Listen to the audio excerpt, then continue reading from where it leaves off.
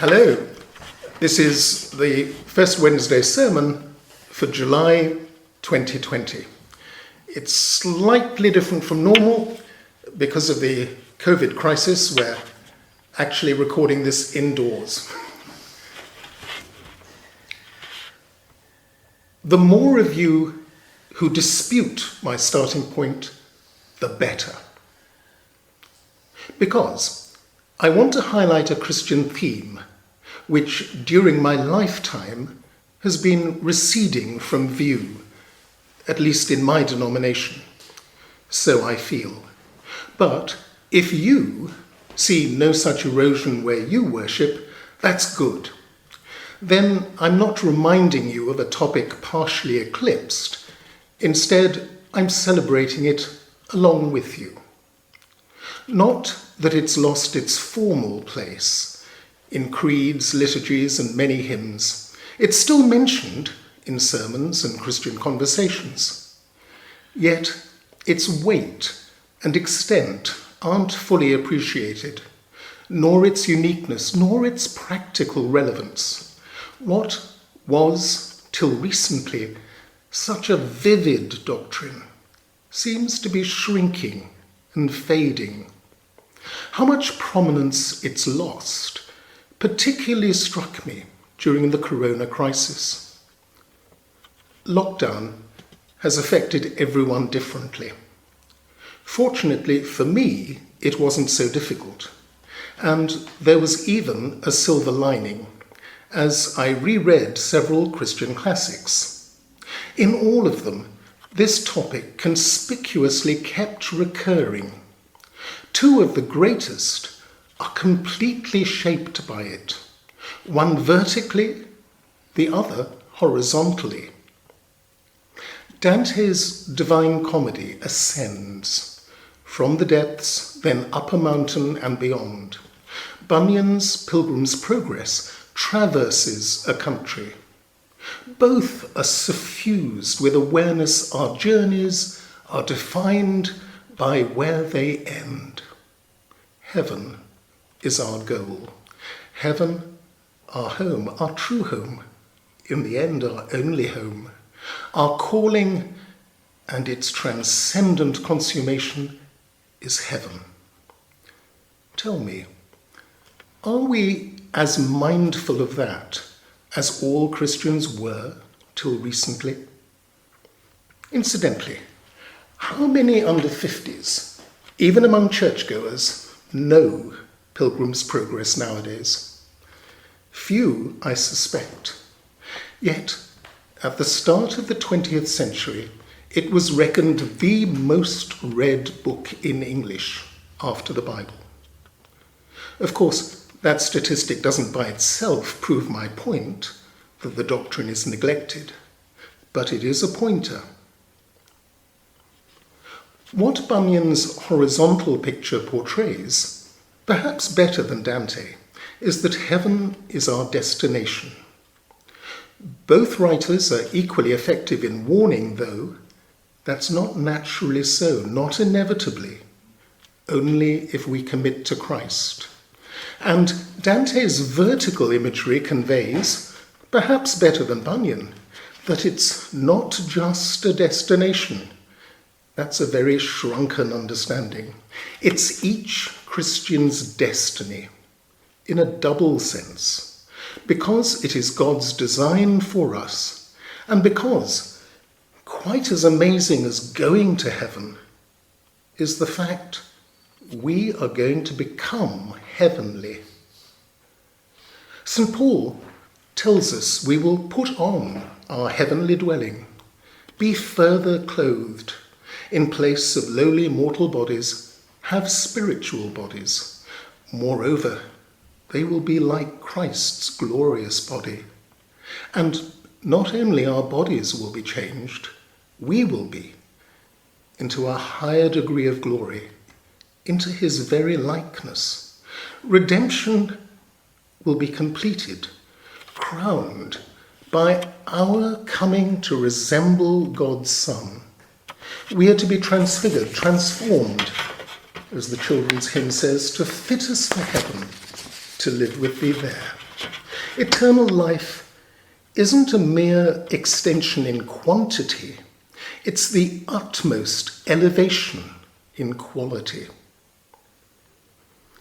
Isn't now an opportune, needful time to sound that note loud and clear? Increasingly in recent decades, books, films, reports from remote places paraded death, but in ways that almost fictionalized it, while the reality society increasingly sought to conceal. Now, suddenly, the virus has sprung mortality out from the wings to command center stage every single day. Yet, I know some churches strangely shy of proclaiming Jesus has drawn death's sting, reversed the grave's apparent victory, and that departed Christians are, as the Salvation Army says, promoted to glory. Instead, I'm hearing a lot about hope, for getting back to what was thought normal. However, all earthly hopes, whether frustrated or achieved, either way dissolve away. The only hope which abides is the one realized in heaven, and is in heaven realized eternally. Here we have no abiding city. So seek the heavenly one to come, of which glorious things are spoken, or should be. I also hear of the need to help people less able to cope, as of course is right.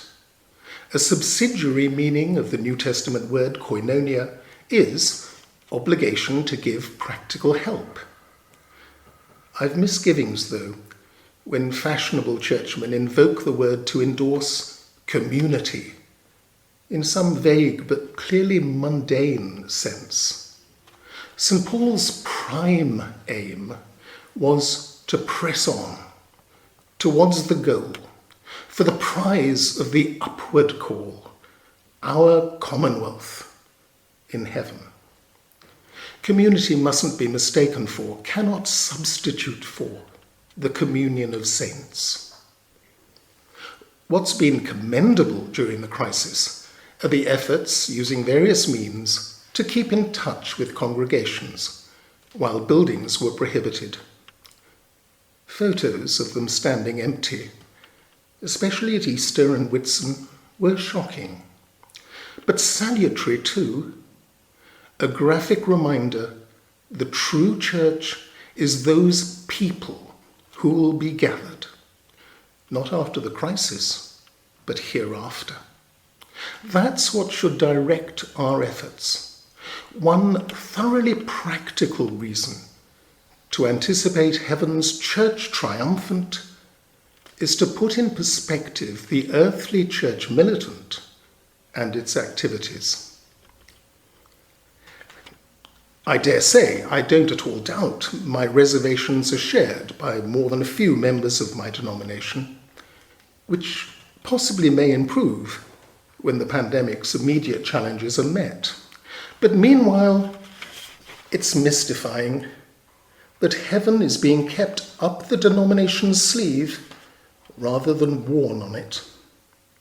Maybe my generation heeded too much the old Marxist reproach directed at mid-20th century Christians in this country that we're too preoccupied with pie in the sky, too heavenly minded to be of earthly use. The slur never was fair. Besides, pie in the sky is Beulah land, nothing less than the wedding feast of the Lamb. Shouldn't we think of the very thing that creation was made for? Admittedly, relatively little has been revealed about heaven, and some of that is couched in imagery, that its streets are pure gold and transparent as glass, communicates something of its beauty, but cannot be a physical description. Not that we ought to expect ordinary physical descriptions, not when it's obvious that matter and time won't be as simple as they are in this world. On some issues that occur to us, we can only speculate. On some, we can't even do that, not from our present position and present parameters. But none of those are reasons to disregard what we do know, quite the reverse. For while the amount may seem little, the import is stupendous. Let me summarize, putting things into 4 points. Think how impoverished we'd be if any of these 4 points hadn't been revealed. First and foremost, Jesus is the door. It's thanks to him we enter heaven, for he is there, and where he is, there we will also be, in places he has prepared for us. And there collectively we'll be bride to his bridegroom. Second, we've touched on this, we shall be purged, purified, perfected, and additionally shall become Christ-like. And while his glory will be preeminent, we'll be granted a share in it. We will be showered with a weight of glory. Third, we shall see God unveiled, face to face, both know him and be known by him, as he confides to each of us our true individual name, and collectively we'll respond to his worth, worshipping like a temple of living stones. Fourth, we will judge angels, rule cities, and, with all tears past, experience being a kingdom of righteousness, peace, and joy, unremitting joy. You'll notice no mention of the Last Judgment, because it's implicit in the first point, Jesus being the door, and is prior to heaven. It is, in effect, a final publication and confirmation of what we choose now. We can remain self-centered with self-destructive consequences, or we can take up God's offer of a new type of life mediated through his Son. Accept, and there's no fear of condemnation. Take Jesus' hand, and he leads into heaven, since his advocacy consists of including us with him. That's how God's purpose of saving us was realized. I also didn't mention merit. The parable of the sheep and goats is badly misunderstood if careless readers imagine Jesus' criteria is what we do and to whom. That's so only indirectly, insofar as our actions are or aren't done to Jesus, not in person, but whether or not done in his spirit. In the parable, both those who inherit the kingdom as well as those who don't, insist it's not a result of their deeds. So it's not a matter of merit. Inheritance isn't. Inheritance follows from relatedness, our being related in this case to the kingdom's king. Yet Jesus repeatedly promised extravagant rewards and recompenses. Does that imply merit? Does it imply and invite mercenary motives, making the desire for heaven a sort of disguised selfishness, thereby disqualifying us? Not at all. For, as Jesus constantly stressed, since God is loving, it is his nature to give. The rewards he gives are entirely given, not earned. What's rewarded is simply our being open to God, the giver. Nothing more is required, but also nothing less. The irrelevance of merit is underlined by the summary's second point, our being elevated, which also contradicts the idea, sometimes heard, that heaven is a restoration, like returning to Eden before the fall. Besides being a diminution, that's a serious distortion of the doctrine. For if all God does is remove sin, there's a real question mark against his having permitted it. But heaven provides complete vindication, since our future template isn't the first Adam, either fallen or unfallen, it's the second Adam. So the fall actually leads, via redemption, to our joining and being joined to our Redeemer, becoming more than human. The new creation isn't old creation renewed, it's creation lifted up to a new level in which we're no longer just creatures, we're brethren to the uncreated Son. The presence of the Holy Spirit is already a guarantee that God gives us himself. The summary's third point, receiving our true names, is that we are also given ourselves. In the incarnation, Jesus' humanity wasn't stifled or swamped. His humanity, in response to the Logos, was perfected. We, similarly, once responsive to God, begin to be genuinely ourselves, truly individuals, once sin with its self-contradictory consequences no longer has dominion over us. Sinners, in the end, are indistinguishable from their sins, whereas each saint becomes unique. There's no place, though, for complacency or self-satisfaction. We are free from sin's rule, but not yet sinless, and heaven requires we must be. Even if it feels like being maimed, sin must be cut away. We have to be healthy. So, the more we cooperate now with the Holy Spirit's sanctifying purposes, the more prepared we'll be.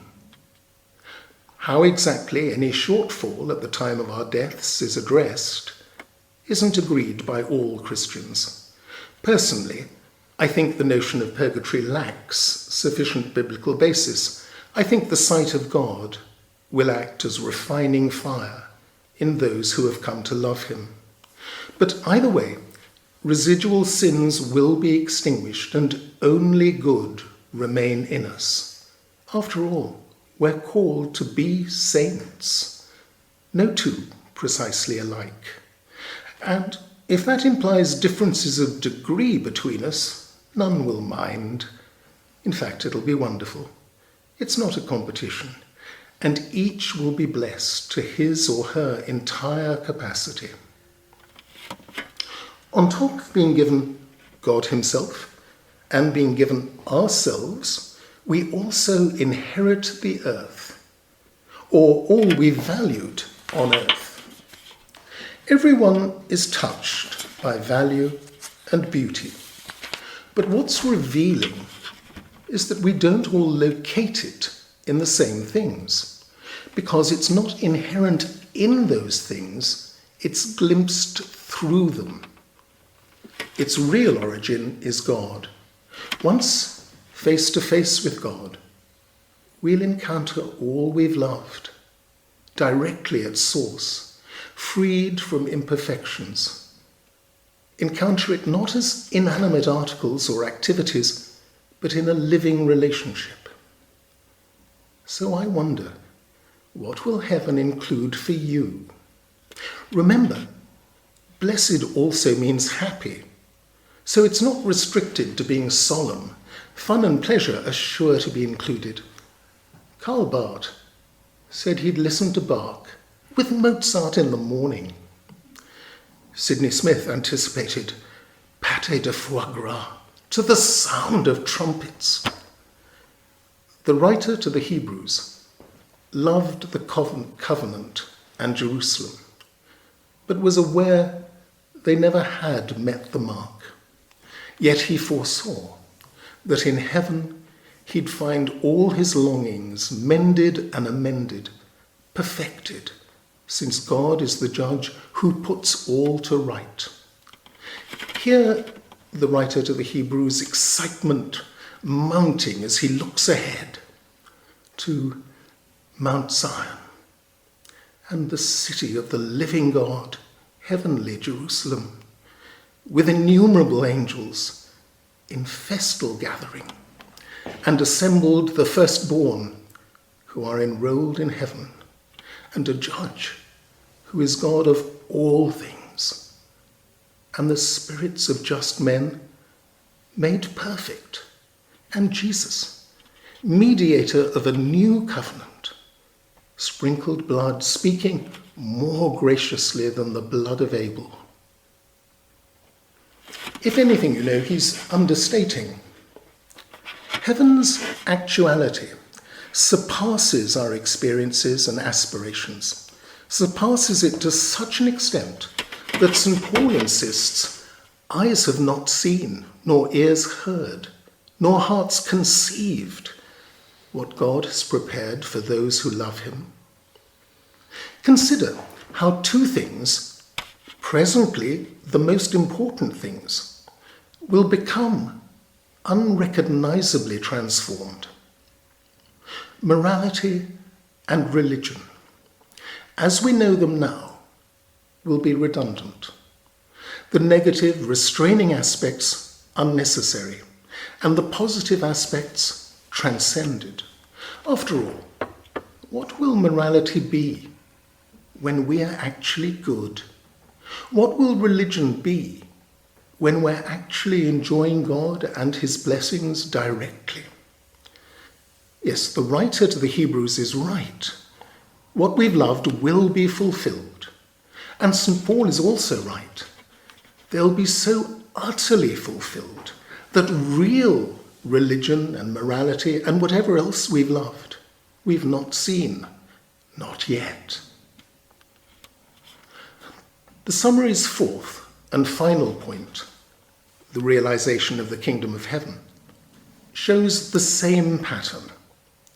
Peace and righteousness will no longer be negatively defined as an absence of strife or eschewing unrighteousness and self-righteousness, and their positive aspects will be lifted into a new dimension in which peace won't simply be a neutral state, but an active relationship.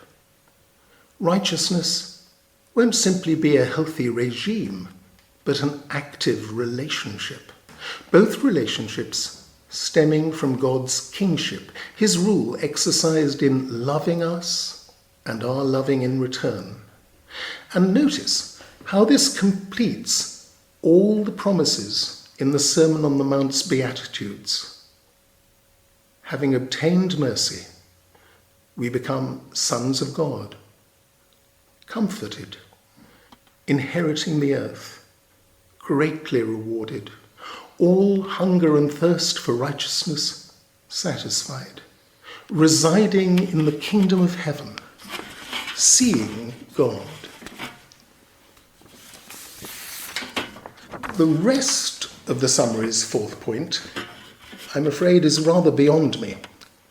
If it's meant literally, I can't see how. Heaven is a single celestial city. So what cities will we rule? And whom will we rule when everyone is already governed by God's love? Judging devils, we leave to God.